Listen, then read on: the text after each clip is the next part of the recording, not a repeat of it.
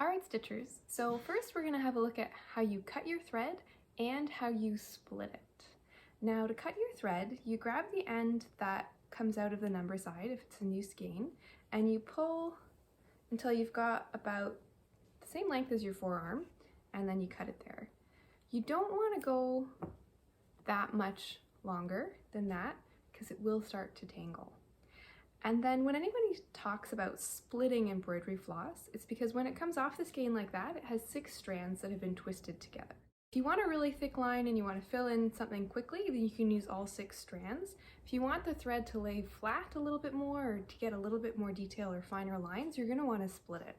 So I'm going to show you 2 ways to do that. The fast way is if you just want 1 or 2 of them out, you kind of wiggle it around at the top, grab one of the threads, and then pull. But that only works if you're just pulling out one thread. This is the second method, which is slower.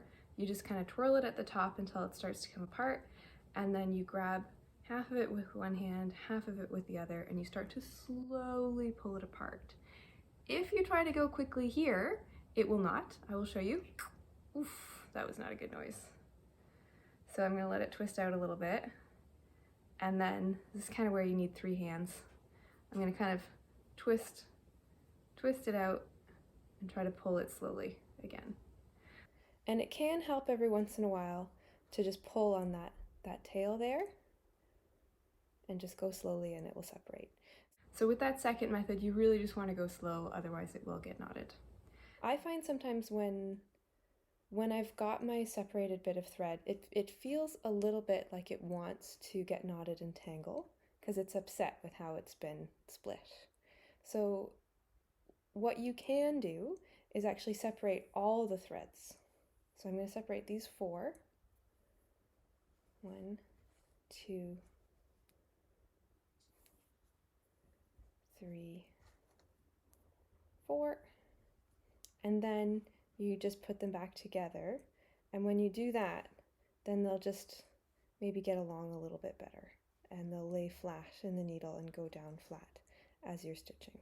So you can see they're not tangled anymore, and it's quite a nice smooth movement there.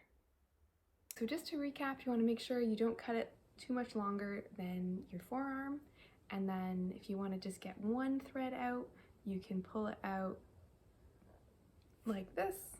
If you want to get it divided up differently, you just pull it apart at the top, and then you have to go slowly, otherwise it will not. So this is the bit that takes a bit more patience.